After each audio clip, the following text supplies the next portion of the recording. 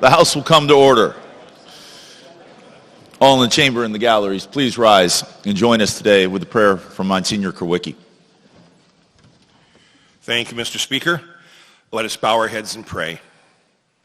O eternal creator of our spirits, whose powerful grace makes us sufficient for every major and minor task, and whose strength holds us steady as we live through troubled moments, speak your words to us now, this day, and make known your will, that we may now and always walk along the paths of righteousness, justice, and compassion in the people's house. Unite us as a state, that we may continue to seek the release of captives, give light to those who sit in darkness, bridge the guilt which separates our people, and support every endeavor which creates and maintains understanding and goodwill in our lives. And the House says, Amen. Amen. Please remain standing and join me in the Pledge of Allegiance. I pledge allegiance.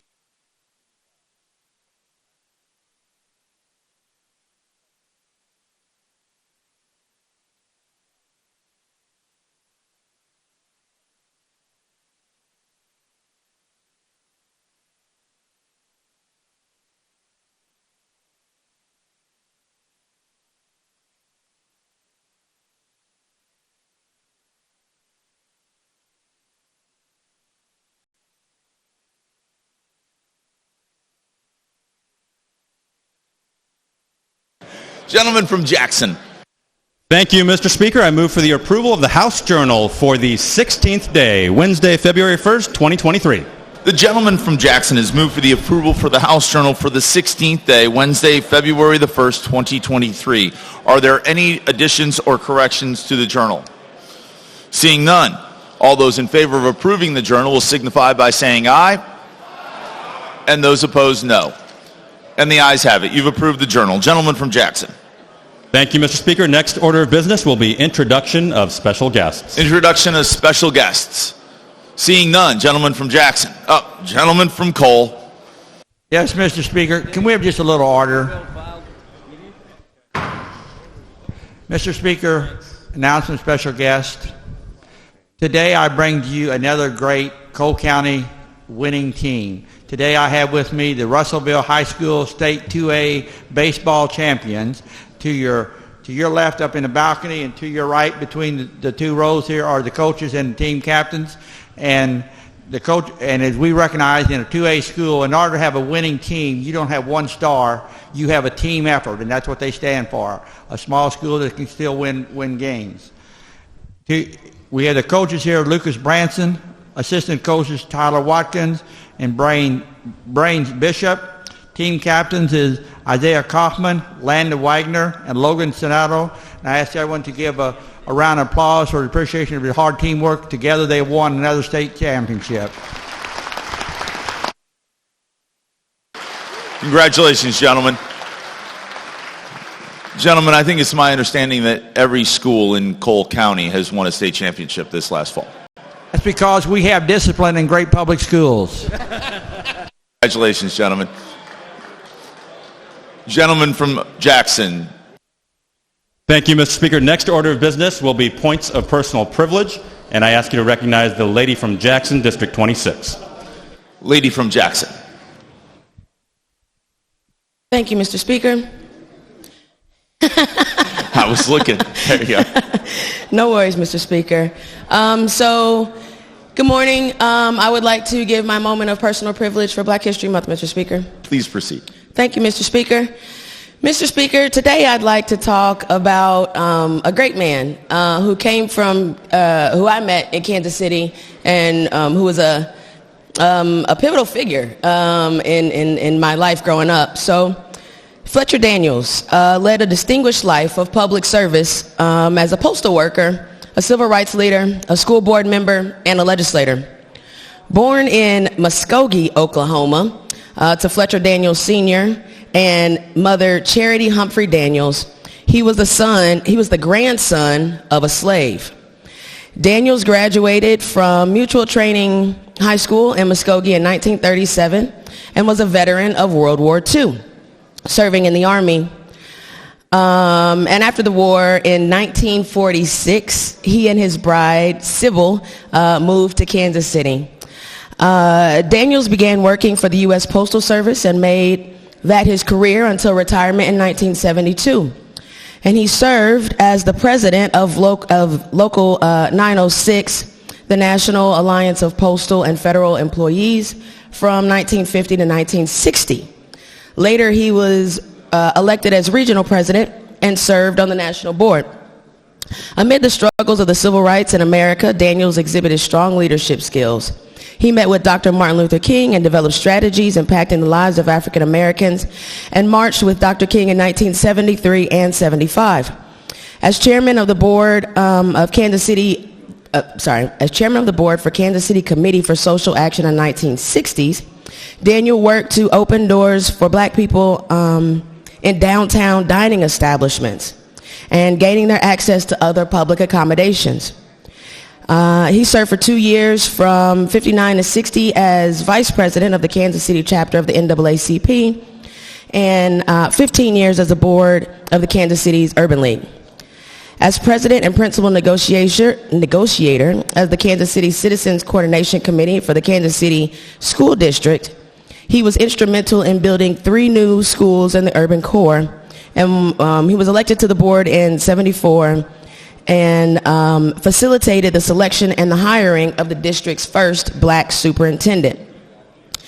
Daniels was elected to the House of Representatives in 1984 and served until 1998. In 1985, he was recognized as one of the outstanding state legislators in Missouri, and more than a decade later, he became the first African American to become Speaker pro tem of the House of Representatives. The Fletcher Daniels State Building is named in his honor, and that's in downtown Kansas City. He served as districts 39 and 41. And a funny story, right before I got this job, I was poor, like most of us, and I was working part-time actually as a janitor. And the building that I got assigned to was the Fletcher Daniels Building. So I was actually cleaning the state building, and it was awesome because his pictures are all over that building. And some of them actually included my grandmother. And his wife Sybil had diabetes. So every time that I would go to a Freedom Inc. meeting, she would always give me a little piece of candy because she always had candy on her because her sugar was low. So he was a great man, a quiet man, a smart and strategic man, and I hope that we can all learn from his lesson. Thank you, Mr. Speaker. Thank you, lady.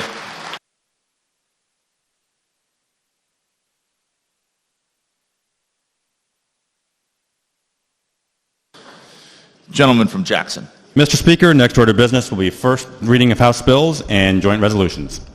Mr. Clerk, would you please read the House bills and House joint resolutions? House Bill number 1025, introduced by Mackey, an act relating to whistleblower protections. Gentleman from Jackson. Mr. Speaker, next order of business will be reports from committee. Mr. Clerk, would you please read the reports from committee? Mr. Speaker, your Committee on Fiscal Review, to which was referred House Committee Substitute House Joint Resolution 4-3, begs leave to report to examine the same and recommends that it do pass. Gentleman from Jackson. Thank you, Mr. Speaker. Next order of business will be House joint resolutions for third reading, and I ask you to recognize the gentleman from St. Francis for a motion on House Committee Substitute for House Joint Resolution 43. Gentleman from St. Francis. Thank you, Mr. Speaker. I move the House Committee Substitute for House Bill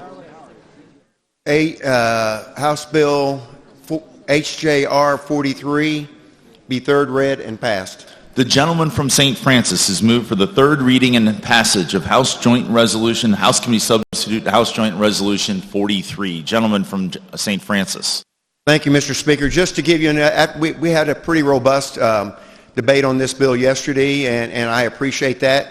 And to give a little bit of a synopsis of the bill again, this would only go on the ballot. If we pass this, it would go on the ballot for the people to decide. It would deal with the initiative petition process for constitutional amendments only, no statutory amendments, Constitution only. It does not change the signatures whatsoever. What it does do is raise the threshold for passage to 60%. And with that, Mr. Speaker, if there are no questions, I renew my motion. Further discussion. Lady from St. Louis. To speak on the bill. Please proceed. Thank you, Mr. Speaker. I'm the ranking member on fiscal review, so all we do is look at the actual fiscal notes of the bills. And so when this bill came through fiscal review, it has the regular $10 million for any election, which is standard. But what it didn't include in it is the cost to the state, because the Secretary of State's office is required to provide all the information on every single initiative petition to every congressional district. But it doesn't say, will it be electronic? Are they going to send people there via travel? And so we did this once before, and it was called Show It to Vote. And it cost the Secretary of State's office $1.5 million just to do Show It to Vote. So if we're going to do this for every single initiative petition, that means you need to add to this fiscal note $1.5 million for every initiative petition. And for that reason, I voted against it. Thank you, Mr. Speaker. Further discussion on House Committee Substitute House Joint Resolution. Gentleman from Boone. To speak on the bill. Please proceed. Mr. Speaker, I appreciate the fact that this bill only requires 60% of the vote, as opposed to two-thirds. And initially it was, two-thirds. It came down. So I appreciate that, and I'm appreciative to the bill sponsor for that. I'm also appreciative that this is not super radical. Okay, the bills we've seen in committee and the bills that we've seen last year were super extreme, and this is not completely over the top. It makes it harder for petitions to pass, but it's not super extreme and ridiculous. However, with that being said, it is misleading. And based on the conversation we had before, if you go back to the ballot language, we thoroughly discussed this, where the first line deals with citizenship and states that, it's down here,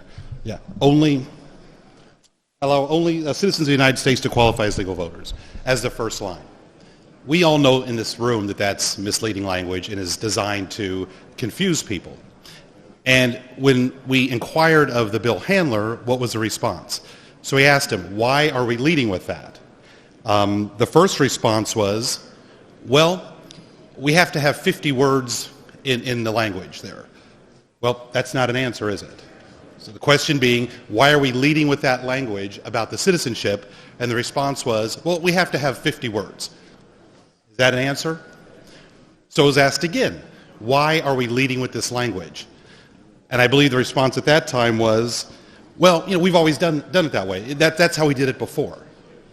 I mean, is that a legitimate answer? Why are we leading with that language? And the answer being, well, we did it that way last time. So it was asked a third time, why are we leading with that language? And the answer being, well, we talked to a lot of people, we talked to a lot of lawyers, and they seemed to like it. And they thought it would give it the most success. Well, that's a tell, Mr. Speaker. And it's a tell about what this is really about. So if we're going to do this, let's do it clean, okay? Because now we've got a cloud hanging over it. If you're going to do it, just do it and be upfront. Let everyone know what's on it. Let's not confuse people and put it out there. But let's not mislead people. We don't need to go there. So I would ask the body to vote no. Thank you. Further discussion on House Committee Substitute. Lady from St. Louis County. Lady from St. Louis County. Thank you, Mr. Speaker. Mr. Speaker, I rise to speak against the bill. Please proceed. Thank you, Mr. Speaker. Mr. Speaker, what we are debating is quite disturbing to me and my constituents. And I want my constituents to know that I'm standing here with the 325 people that testified against this in committee. Look around this room. We are elected officials. We should be doing more to help the people's voices be heard. And what this bill does is silence them. The initiative petition process gives us a voice, and this bill silences it. I'm going to say that again. We are supposed to be giving people their voice, and we're trying to silence them. So the other day, or a couple weeks ago, I was interviewed by a high school student. He wanted to know why Missouri is famous for being the worst state for puppy mills. You guys remember what happened back in 2010? This body changed the will of the people. And now our state has 26 of the worst puppy mills in the United States. That's over a quarter in the United States. We have the worst puppy mills because we don't listen to the will of the people. And for those reasons, Mr. Speaker, I will be voting no. Thank you. Lady from St. Louis County, Unsicker District.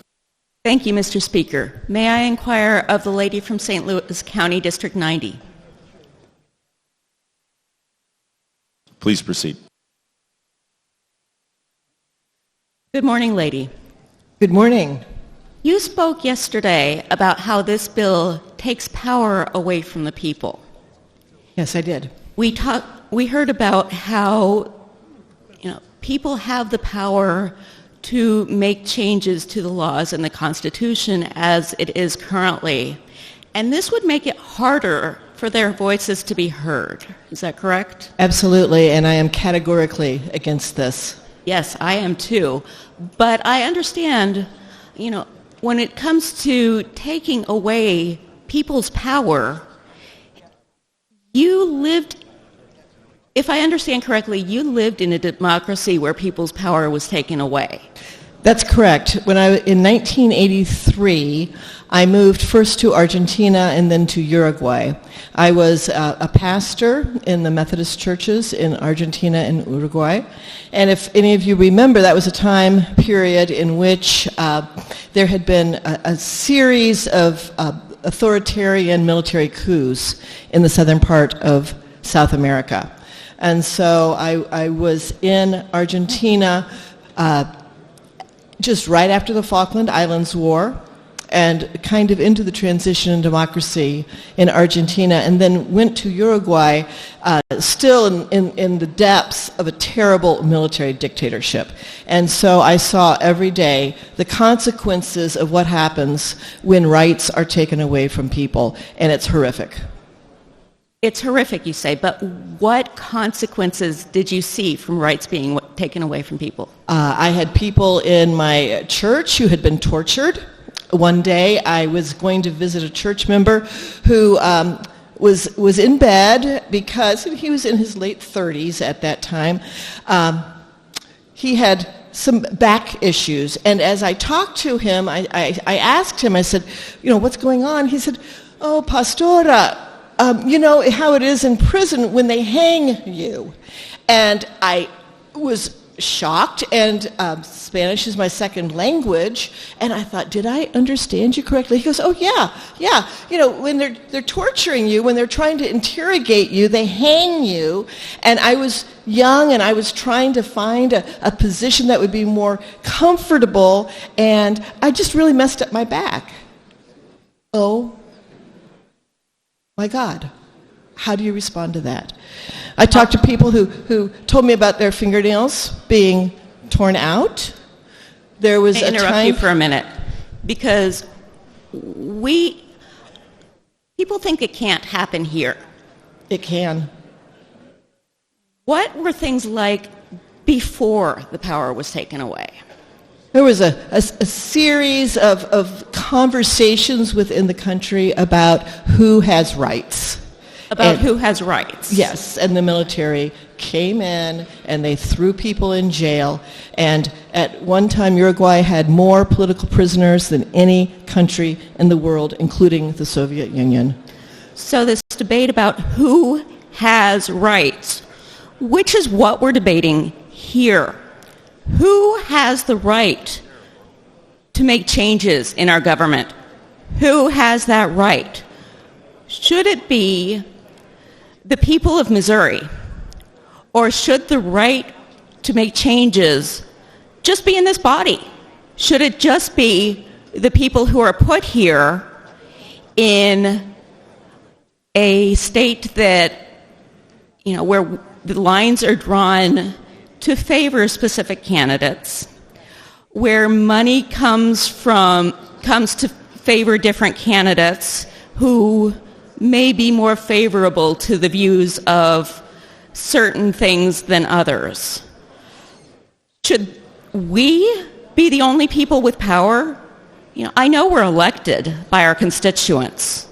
They're too busy, really, to pay attention to what goes on here.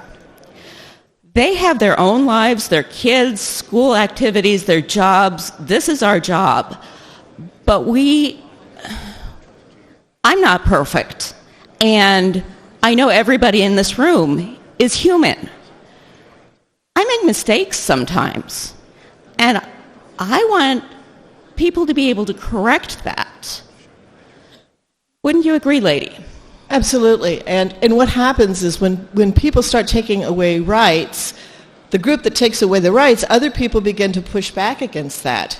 And then the first group begins to take away more rights, and people push back, and on it goes. And once you start taking away rights, there is no end.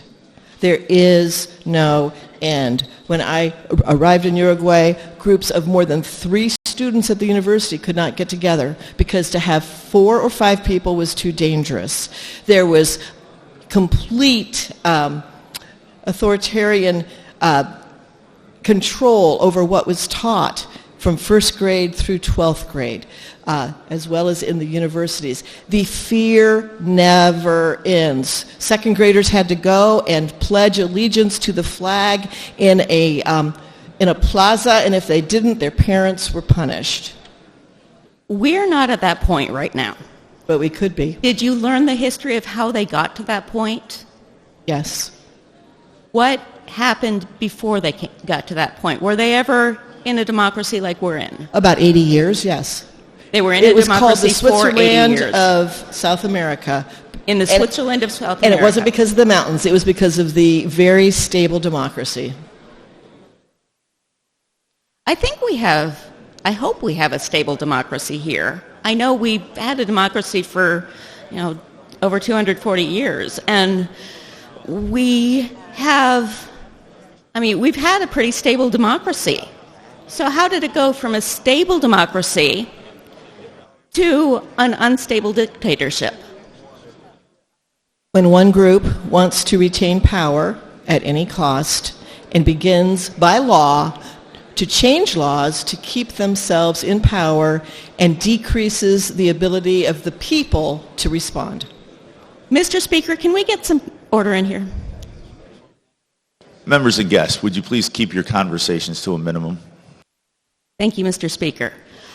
I want to make sure everybody heard that. So can you repeat what you just said? I will try. When one group decides that they want to keep power at any cost, and people rise up against that and begin to say no, and then the first group continues to take away rights, we end up with authoritarian dictatorships. And we're seeing the rise of this again across the world. It is extremely dangerous, and we are not immune. So one group of people wants all the power, basically. Wants to retain power at all costs. At all costs. So no matter what other people say, that one party or that one group of people wants to stay in power. So they change the laws to keep themselves in power. Absolutely. Keep changing the rules, keep changing the goal lines so that they retain power. And that's the stage we're in here, right? I certainly see it. Okay. We're in the stage here that we are working, that we have one group of people working to change the laws to take away power from the people of Missouri. Absolutely. And you don't see that ending here. I do not. Because what happens in 10 years? If we keep getting 61%, you know what's going to happen? What? If I were a betting person, I would bet a lot of money that we would come back and say it needs to be a 66% rule, or then a 3/4 rule, because the barrier, the line is going to continue to increase until the people of Missouri have no say in the legislation. You got to stop it before it gets out of control. So we have to fight this dictatorship at every stage that it's getting closer to that? I think power is very addictive, and we have to call it out, name it for what it is, and say no more. Thank you, lady. Thank you. Thank you, Mr. Speaker. Further discussion. Gentleman from St. Louis County Meredith District. Thank you, Mr. Speaker. To speak on the bill, St. Please Louis City. proceed. Thank you, Mr. Speaker. So, I'll say it plainly. This HJR is an attack on democracy. I don't mean to be hyperbolic, but it's an attack on democracy. Now, I say that sometimes in here, and I hear folks respond with, we're not a democracy, we're a republic. Okay. Our federal government is a republic. Our state is a democracy. This body is a representative democracy, but at the foundation of our state is direct democracy. And that's a beautiful thing. Since this Constitution was first passed, it was passed by a majority vote of the people. And it included a way that the people could amend that Constitution anytime they want with a majority vote. Because at the foundation of this state is a belief that the ultimate power resides in the people. Not in the people in this building, mind you, but in the people directly. That's why they have the ability to go over our heads, ignore us completely, and go straight to the ballot, put something in the Constitution, not just law, and say, hey, legislature, y'all aren't changing this without us getting another vote on it. Now, that's why our Constitution is not like the U.S. Constitution, where it's this broad framework where we don't want to put too much detail in, and we leave the rest to statute. No, our Constitution's full of a lot of stuff that most people might think would make more sense as statute. But it's in there because voters said, we don't want the legislature changing this without our say-so. Now, if we go now and make that harder for voters to do, we're messing up our Constitution. Because we're trapping into the Constitution all kinds of things that are complicated, that are detailed, that will need changing in the future, and that we're just making it harder to change. But more importantly, we're attacking that fundamental power that lies in the hands of the people. We're fundamentally dismantling the democracy that is at the foundation of our state. Again, I don't mean to be hyperbolic. I realize that this attack could have been much more egregious in other forms. Now it's just this 60% threshold. But just a 60% threshold? Let's look at the history of our Constitution. How many constitutional amendments are now in our Constitution that passed with less than 60%? The Hancock Amendment, generally popular in this state, passed with 50%, just over 50%. The Right to Farm Amendment barely passed, 50.1%. Marijuana would still be illegal in this state, would still be fully criminalized in this state, if not for the ballot initiative that allowed less than 60% to pass. The list goes on and on and on. And folks on both sides of the aisle can point to a lot of things in this Constitution that would not be in there today, and frankly, that this legislature would not have gotten done if not for our direct democracy. So I find this attack on the right of the people to overall have the final say over us at the end of the day to be offensive. But what I find even more offensive is the way that this is being done. We talked at length about that first bullet point y'all have put on this. That first bullet point that is, I guess, a clarification of what is already in the Constitution that might actually only create the problem that it claims to solve. but that was is virtually openly acknowledged, was put on here to help make it more likely to pass. Think about that. Putting something on the ballot because you know that this attack on democracy isn't popular, you put something else that is virtually meaningless or possibly has the opposite effect of what it's intended, just to trick voters into voting for it anyway. That's a slap in the face to the people of Missouri. It's a slap in the face. But guess what? I have faith in the people of Missouri that they're going to see through this one. You can't hide that 60% threshold. It's still there. It's not in confusing language like you were able to do with Dirty Missouri, where it kind of sounded like what was already law. No, this is pretty clear-cut, raised to 60%, and voters are going to see that. And when we start telling them about Hancock, right to farm, marijuana, or even, guess what else passed with less than 60%? When we finally took away the mandate of segregated schools from our Constitution. That wouldn't have been changed if this were the law.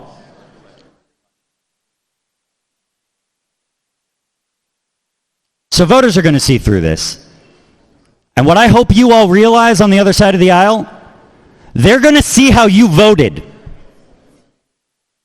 They will see, and we will make sure that they see how you voted in taking away the power of the people at the foundation of our state's democracy.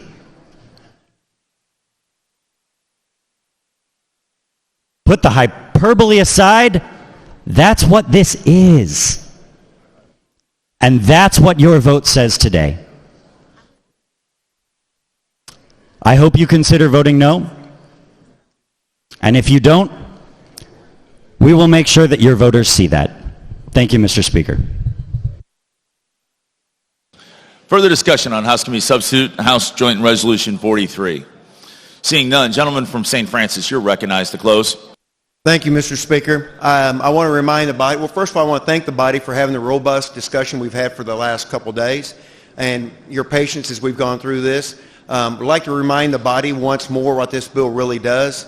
It only puts on the ballot the information that we have, changing constitutional amendments to 60%, and it allows the voters of Missouri to decide if they think we should change that threshold. So we're taking nothing away from the voters of Missouri. We're doing like any other initiative petition. We're putting it on and giving them the chance to vote, and we will live with their decision. And with that, Mr. Speaker, I renew my motion. The gentleman from St. Francis has renewed his motion for the third reading and passage of House Committee Substitute to House Joint Resolution 43. All those in favor will vote yes. All those opposed will vote no. Mr. Clerk, please ring the bell and open the board.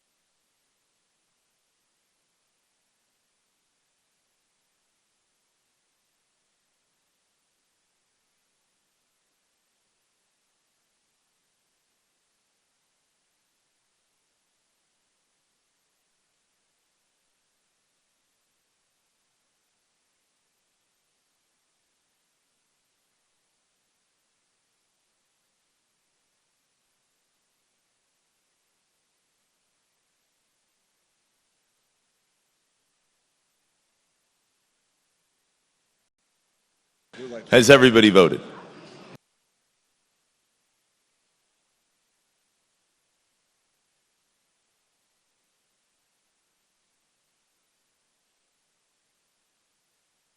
Mr. Clerk, would you please call the absentees?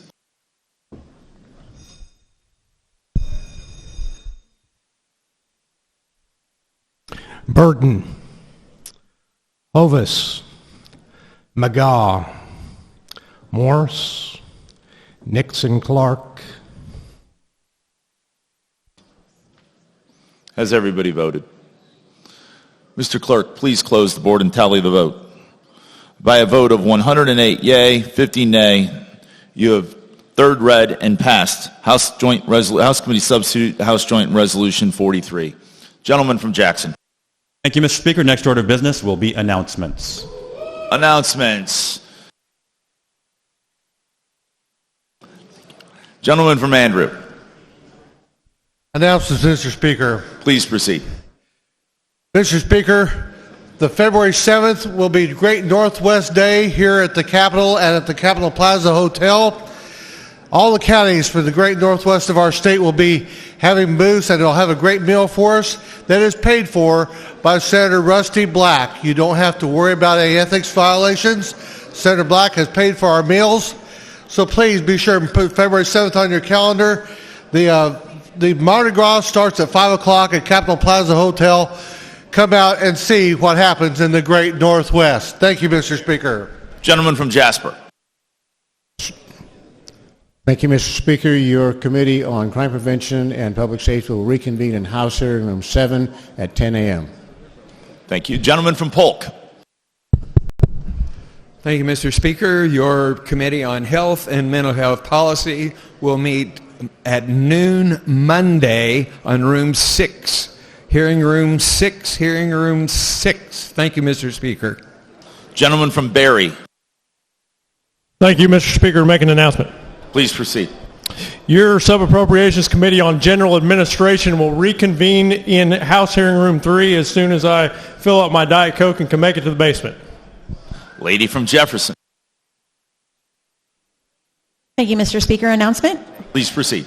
Thank you, Mr. Speaker. The women's legislators of Missouri will meet over in the side gallery for a quick meeting after we are adjourned. And also, I just wanted to make a quick reminder that we are accepting items for our auction, and we do need lots of big ticket items for the live auction. Thank you, Mr. Speaker. Gentleman from Clay. Thank you, Mr. Speaker. An announcement? Please proceed. Thank you. Your committee on Special Committee on Government Accountability is moving to Hearing Room 6 at 10 o'clock this morning. Lady from St. Louis. Thank you, Mr. Speaker. Announcement. Please proceed.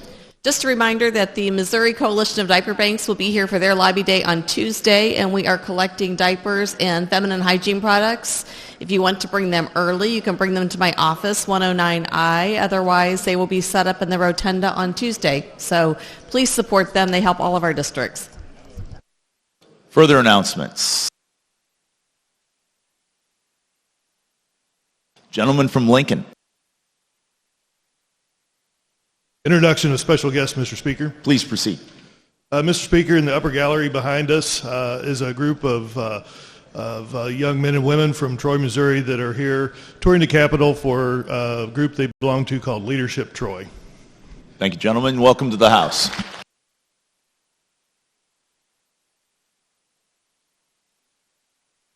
Lady from Carroll. Announcement, Speaker. Please proceed. Thank you, Mr. Speaker. Your Committee on Elections and Elected Officials will meet immediately after the gavel in Hearing Room 5. Thank you, Lady. Further announcements. Lady from St. Louis. Thank you, Mr. Speaker. Special announcement. Please proceed. Thank you. On today, February 2nd, I have the honor to call this woman mother. Lucinda, I know you're going to kill me for saying that on the mic in front of all these people. Mom, I just want to wish you the greatest birthday. I don't know how old you are because you don't age and everybody thinks you're my sister. but I am so grateful to have you as my mother, to be your daughter. And if it would please everybody of the body, if you would look at the camera and tell her, happy birthday, Lou. I really appreciate you. Love you, Mom. Happy birthday, Lucinda. Further announcements? Seeing none, gentleman from Jackson. Thank you, Mr. Speaker. Upon return, members should be prepared to debate House Resolution 85. And with no other business before the body, I ask that the House stand adjourned until 4 p.m. Monday, February 6, 2023. The gentleman from Jackson has moved that the House stand adjourned until 4 p.m. Monday, February the 6th, 2023. All those in favor will signify by saying aye. And those opposed, no. And the ayes have it. The House stands adjourned.